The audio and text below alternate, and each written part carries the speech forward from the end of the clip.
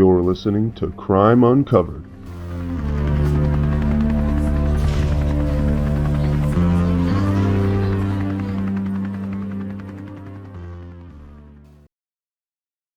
So yeah, here we are. Welcome to Crime Uncovered. I'm your host, Sam Britt. Crime Uncovered is a podcast all about crime. I will tackle the most compelling and newsworthy events happening in the criminal justice system and have guests each show to give their take on what is going on in their field. On this episode of Crime Uncovered, we are joined with former law enforcement commander with the Chesterfield County Police Department, Steve Neal, and the crime insider and reporter at WTVR CBS 6, John Burkett.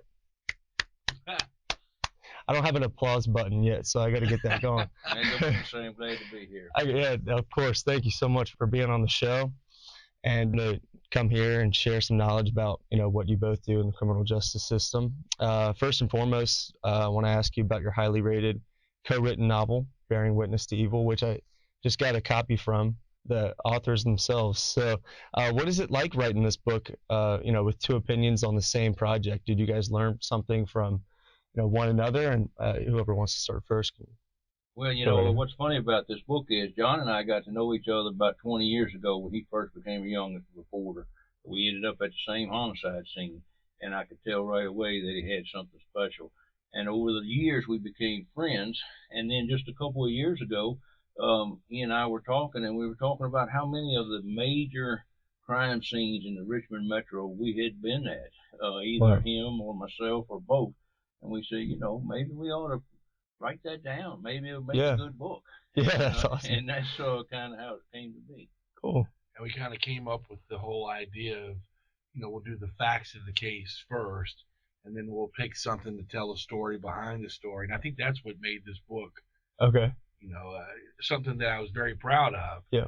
Because big stories like the Harvey family, we came across a woman who brought one of the girls back home before she was killed, and no one had ever heard that story before until we did this book, and she opened up to us, and it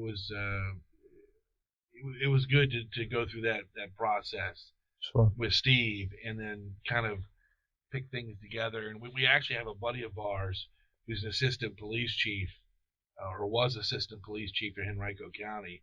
And I think Steve will say this too. I mean, we approached him about a story that he was involved with because his brother was involved in some criminal activity. And when we asked him to do the story, he said he would. And I think that's what triggered the book. Okay.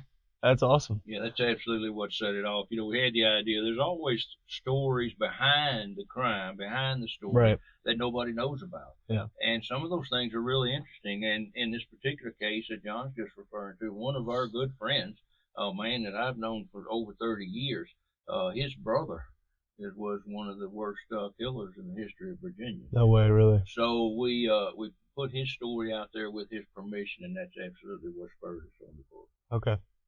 Wow, yeah. I mean, it sounds like, the biggest topic that, I can come from, or that I can take from that is, informing people about what you guys do.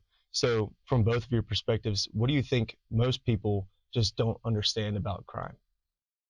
I don't really understand what goes behind in solving these crimes and the work that's put into it. Sure. A lot of people think that you go out to a crime scene and something's handled in 25 minutes, and it's kind of like the old TV mentality. You got an hour to find out who did it. It doesn't work like that. Yeah. I mean, sometimes I do cold cases now. Some of these cases are 32 years old. Mm-hmm. Yeah. You don't always have the luck of knowing who did it within the first 48 hours. And I think Steve will tell you that's probably the most crucial point of an investigation. Right. Is within that first 48 to gather, all right, who did this person have contact with, what was going on in their life, and so on and so on. I agree 100%. It's very complex. But, the second thing that a lot of people, I think, don't understand or don't realize is the personal impact. Crimes are about victims, and victims are people, and victims have families. And that sometimes with some crimes, there are literally 100 people that are adversely affected. Mm-hmm. And sometimes it's things you can't never forget and something that'll stick with you all your life. So the complexity on the one hand, but the personal aspect on the other. I think that's the two big lessons. Yeah. I know. I can imagine. And part of that is in the book too. Okay. You talk about a chapter in there called The Pillowcase, Uh-huh. and that's a homicide I covered 20 years ago. Oh, really? And I remember exactly how cold it was, where I was, what day it was. It's all because of a pillowcase that came out of the house with a little girl's body in it, and I'll never forget it. Yeah. And that's part of why we wrote these stories, is the ones that had impact on us or our careers. All these stories in the book, it's either something he covered as an investigator or something I covered as a reporter, or both. Okay. And that kind of goes back to my old question, like, what have you guys learned from each other? In that sense, some cases you've went on, in some cases you've went on. So, did you guys see anything from a reporter connection to a officer connection? That's a great question. And one of the big lessons to answer your question is in this book on the Harvey case. The Harvey case, if you recall, was a family that was killed in Richmond a few years ago, an entire family. It was a terrible, brutal case. Happened on the 1st of January, just a few years ago. I, of course, was working in Chesterfield County. That case was in Richmond, a different jurisdiction. So I really didn't know that much about it. I knew what was been reported in the media and so forth, but I didn't know details. Well, John and I are friends. We talked just about every day about different things. He had been to the scene of the Harvey case. Okay. He had some additional information that I didn't know. He related to me. Guess what? That night in Chesterfield, we had a home invasion. And when it was near the city-county line, it was the same M.O., sounded very similar to the Harvey case. And I said immediately, whoa, wait a minute, this sounds awfully familiar. And as it turns out, of course, Richmond had 0 at that time. They had no suspects. They had nothing. And we were able to contact them, give them the information, and ultimately they were the same suspects. They were the folks that were arrested. So it's a great example of some corroboration. He and I just happened to be friends. We just happened to chat about it. Sure. And because I had that insider information, we were able to help solve that case. Wow. And I had reached out to Steve. Like you said, we shoot the breeze all the time, but I may have asked him like a law enforcement question there. Well, what if this and what if this? And he gave his perspective to me about, this sounds like it's similar to what, because this was, I think I called you from the house of the Tucker Baskerville home. That's when that one happened. The Harvey family happened first. Okay. The girl that was with the Harveys as a suspect, she then plotted something against her own family and thought it would go the right way. Well, when she was inside plotting the robbery against her family, the 2 guys that did the robberies and killings with her over in the Harvey family turned on her and killed her and her mom and stepdad. Holy crap. Yeah. So when I got to that scene, I was like, okay, this has got the vibe that something is we got a serial killer here. Something's going on. And that's when I called Steve. And, Steve put together down the road. Well, we were able to bounce stuff back off each other just as friends. Yeah. But, I knew him. I trusted him. And I think John trusted me so we could talk to one another. Yeah. And sure enough, there have been several cases solved because of it. Yeah. So how do both of you, you guys have talked about some, crazy, unfortunate cases, but how do both of you cover this field for so many years and not really lose faith in humanity and, seeing the terrible things that both of you have seen? I think it does make you jaded. You see some things that a human being should not see. I've seen some things that will never leave my mind. I've had nightmares about it, as most law enforcement officers have. They're just so grotesque and so inhumane. It doesn't leave you. But, you have to learn to flip that and use it as motivation. And my motivation, and most officers that I know, their motivation is to work for their community and the people that live there. They want to make it safer. And I know for a fact that what I've done over 30 years made my community a better place to live. And my thing is the short answer is you do lose faith in humanity at times. Yeah. But you regain that when you're put on a pedestal, especially in my line of work, as far as being the guy, the front man for some of these families that are dealing with cold cases and get information that helps them get some closure. That brings it all back full circle, and that's the other side of it. So there are cases where you do lose faith in humanity, and I've always come across in covering crimes, the ones that affect me most are the ones that involve children. I'm a father. Really? Yeah. I've got kids. At the time this little girl was murdered, the pillowcase girl, my daughter was the same age. So you take that home with you and you think, my God, what a different world we're living in, where across town from where my daughter is growing up, this is happening. She's coming out in a pillowcase and my daughter's laying on a pillowcase. So at times, like you said, jaded, I think is a perfect word.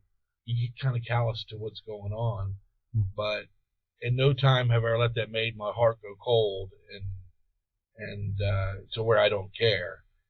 These families out here, a lot of them need answers, and a lot of them don't have anybody working on their behalf. And that's what police do, and that's what reporters like myself do as far as in the crime field. And that's 2 years ago, I almost hung it up, said, listen, I'm tired of covering the everyday run-of-the-mill shootings. Yeah. And then I was approached by an organization called Reopen the Case, and that's kind of breathed new life into my career, because now I get to deal with families, and families tell their stories, and you wouldn't believe how many of them they're hugging you. Thank you for getting our word. And we haven't even solved a big one yet. You know what I mean? Yeah. But you're getting their message out, and they feel like someone is listening. Yeah, that's great. My last guest was a CST. He was with the I believe he was with Chesterfield Police Department, and he said, child cases was the worst for him because he had just had a newborn boy. So, people do relate to that, and it's horrible to see, and I can't imagine covering those kinds of cases. So you spoke a little bit about, both of you spoke a little bit about the crime scene here, and here in Virginia and what you guys have seen. So, do either of you know how crime rates in Virginia are now compared to other years, or if it has significantly increased or decreased, or vice versa? It's interesting. That's a great question. And while I can't quote exact numbers for you, Sure, yeah, I can tell you a perspective over 30 plus years, 35 or so years. Crime kind of fluctuates. It sort of goes up and down. And some years it'll be worse than others. For example, back in 1996, Richmond was known as the murder capital of the country. The murder rate in Richmond City at that time was the second highest per capita in the entire country. So your murder rates and your crime rates kind of go up and down a little bit. Okay. And there's a lot of factors that play into that. And I hear a lot of people today talking about how bad it is today and how much crime this, crime that. I'm not so sure that's historically accurate, even though it may very well feel that way. And it may very well be on a little bit of a spike right now. That could very well be true. But I don't think that it's today's people are all that much worse than it has ever been. Right. Okay. And I think it feels that way because look what you have now compared to what you didn't have in the 90s. Sure. Yeah. You got social media. You got websites that are running 24-hour news cycles. All that stuff plays into it. So you're hearing about it more now than you did back in the day. And I think a lot of stuff, crimes back then, the murders in the 90s. I lived here. I was in high school. And that was the cocaine epidemic. Whoa. And the drugs were, look, we're right in 95, right off 95. Yeah.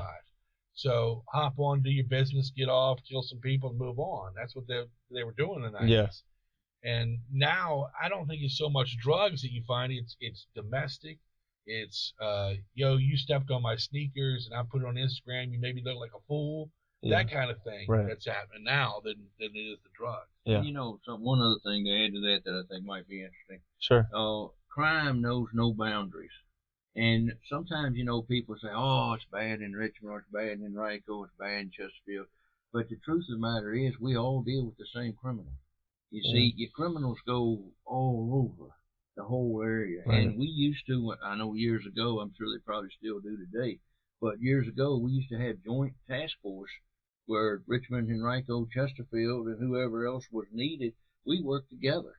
Okay. We worked on squads where we would do surveillance of, known criminals and things like that. So your criminals, they don't stay within one jurisdiction. Even though some people think that they'll say, oh, Chesterfield's soft, nothing happens out there. That's not true. Yeah. And a lot of times people just don't realize that.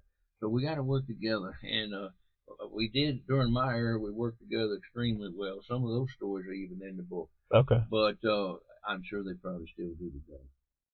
Why do you think that we don't have task forces like we used to? Maybe we do, maybe we don't. But do you think there's a reason for that?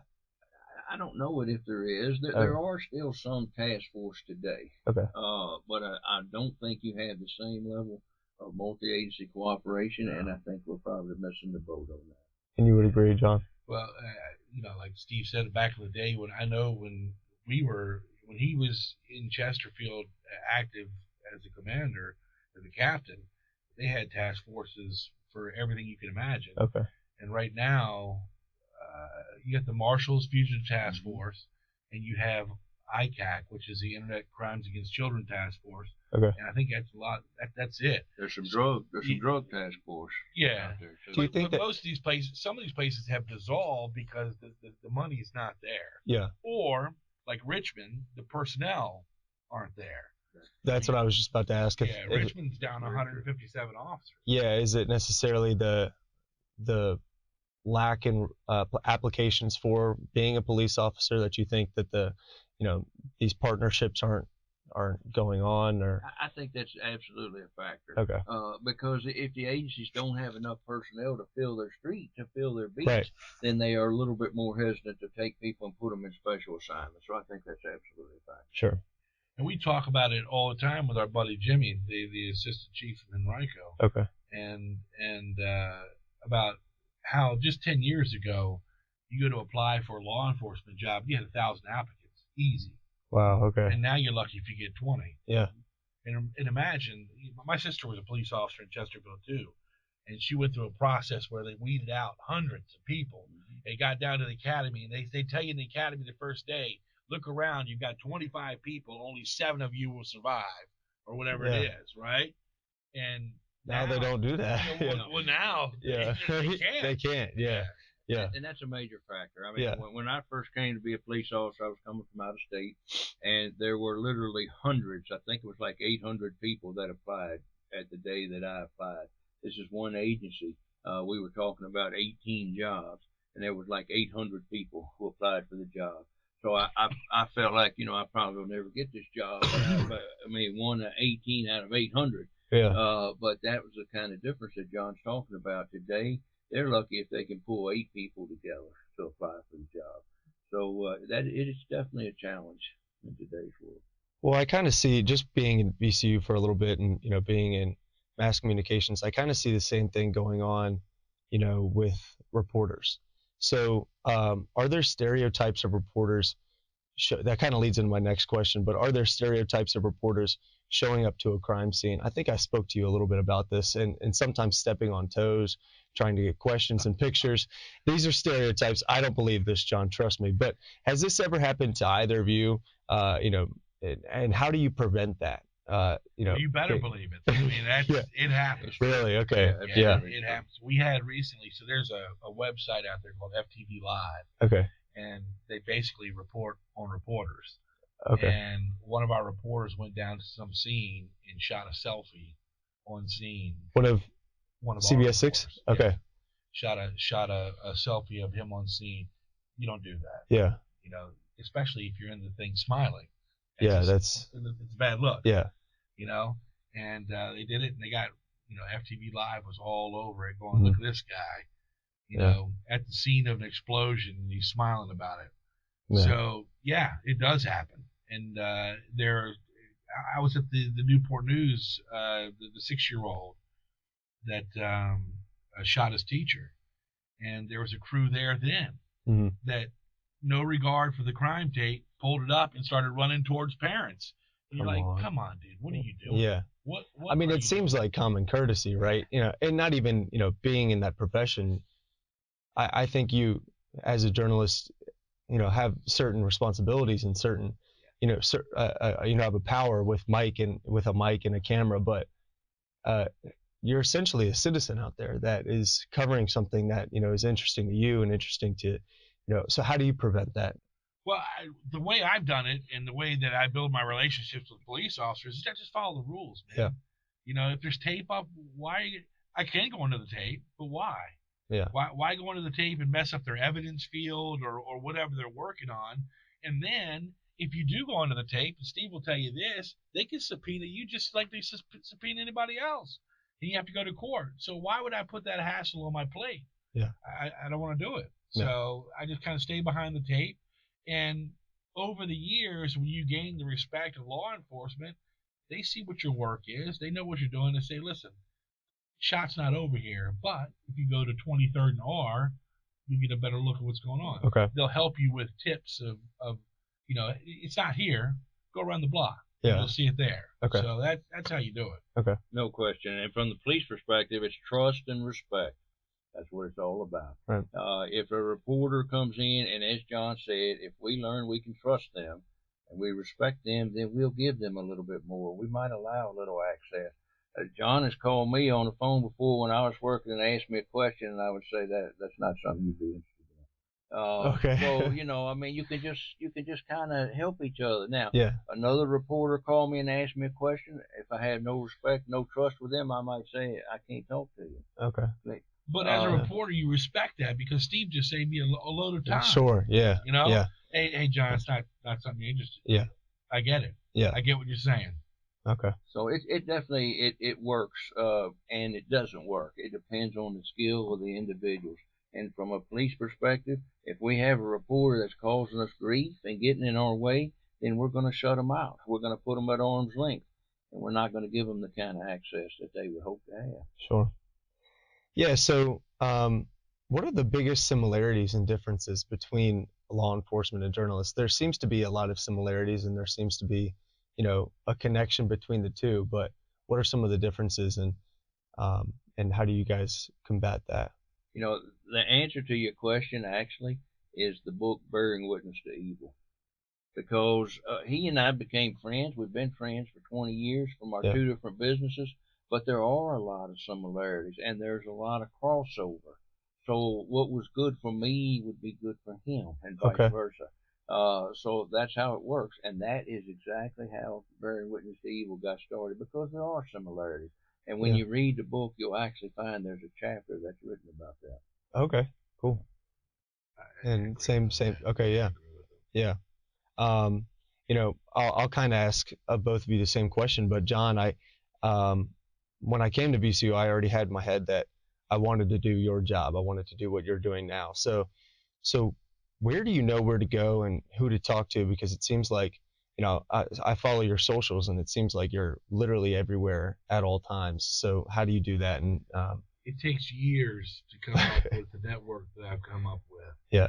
And a lot of it goes back to what Steve and I talked about, respect. You earn the respect of law enforcement. They know you're not out there to get them. Mm-hmm. You're out there to tell the story and get it right as much as you can. You can't throw something at the wall and hope it sticks. You got to have concrete evidence that this is going on, because when you get things wrong, then it starts to eat away at your credibility. And even on social media, if I put something out there and it ends up one of my sources is wrong, I'll come back and update it. Sure, Say, update. This is what they thought it was a gunshot wound, but it was actually shrapnel from where the gun went. The bullet went through the window. Okay. And I try to keep it as real as possible in just honesty. I mean, you have your integrity. Yeah. That's what you work on. Yeah, that's great. And Steve, I'll ask you, about your path too. What kind of path did you take into law enforcement, and how did you end up being a commander? Well, it's an interesting question. I'll try to keep it short. When I was young, I was basketball. That's what I was all about growing up. Now, you know it. Yeah, you know it. I grew up in Kentucky. It's all about basketball. Mm-hmm. When I was a teenager, I got in trouble. Some of my buddies called me and asked me to go play ball. Well, we ended up doing something foolish, like foolish teenagers will often do, and I got arrested. and I didn't like the way the police handled it. I didn't like it at all. So after I finished with the court processes, I'm talking about a period of a couple of years after I grew up a little bit and matured, then I decided myself, I said, you know what, they didn't do that well. I want to get in that business, and I want to make a difference. I want to change it. I want to do what I can to help law enforcement do this better. So that's what my whole career basically has been about. And I always believed in leadership, and I tried to practice good leadership. So I wanted to rise up through the ranks so that I could have some authority and some influence over the way things were done. Yeah. And that's what I did my whole career. And I ended up even continuing on with writing books, writing a leadership book. I taught leadership classes privately for law enforcement for about 12 years with Dr. Dick Leatherman. And that's kind of how my career came to be. A little different than most, but I actually started on the wrong side of the handcuffs and the wrong side of the gun. That's very interesting. Yeah, that's, sometimes that's how it happens, but, look at you now, and, I'm sure you're proud of that. I'm sure you wouldn't have changed it. You hear stories like this, man. That makes the best police officers. It's guys who have been in the game and know. Yeah. All right, this is what's going on. Yeah, sure. Yeah. All right, we're gonna get to our game segment. We're gonna take a short commercial break. We've been talking a lot, so take a break.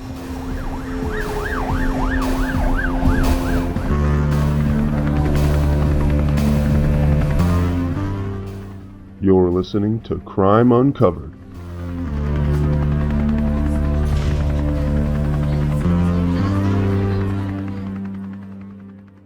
So on the show, we do an activity segment where every episode, in this particular one, I'm going to give you both some choices of outlandish Florida crimes. And you have to choose which crime did not happen. So it's the best 2 out of 3 between the two of you. So, so it's Florida, so anything can happen. So which crime did not happen? I wrote down the first one so you guys can read it, and you don't have to ask again just to have that. But so A, the intoxicated man throws a brick at a glass bar, and it's the one that he owns. B, woman pops out her teeth to scare away nude men in her backyard. C, man throws a hot dog at a police officer and gets arrested for it. I know similar cases, though. I do too. Except the hot dog one's a carrot here in Henrico. They covered that one. It was a can of chili in my time. Oh, man. Chili was on the stove, and they literally picked it up and threw it at the officer. I'm going to go with B. Okay.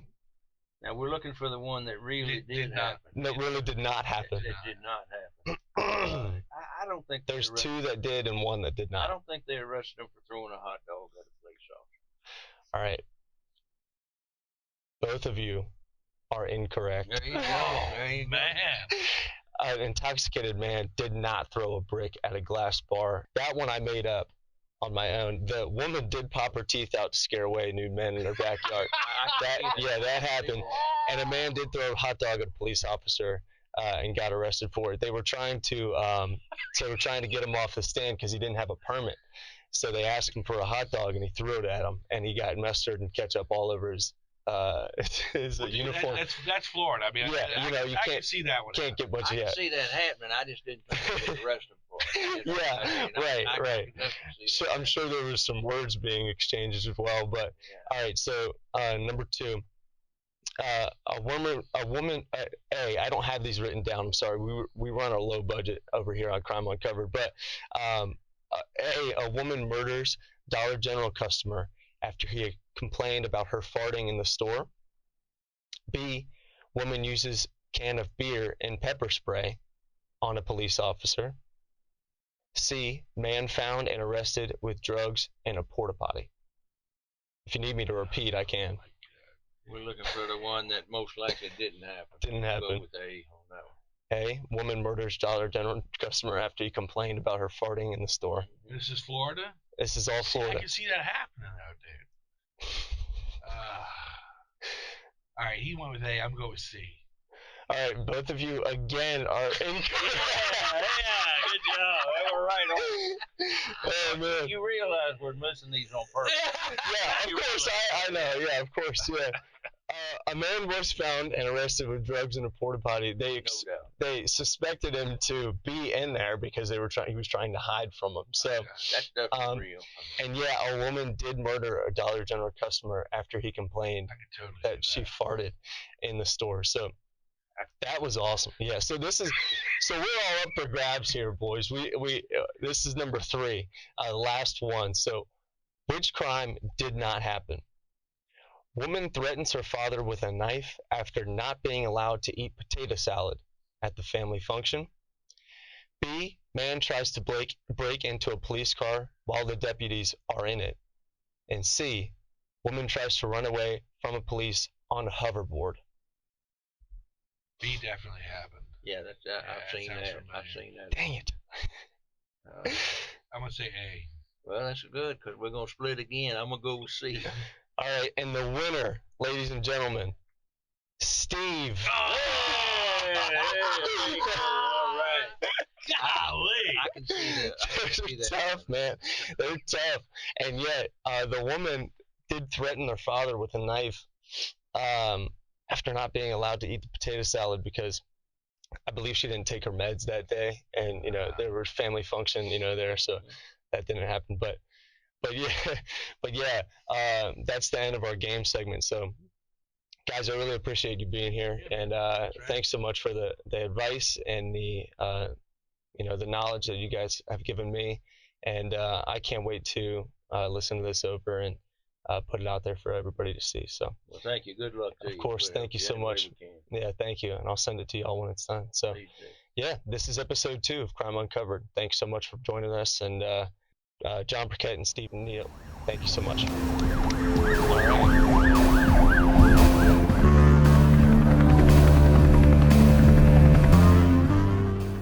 You're listening to Crime Uncovered.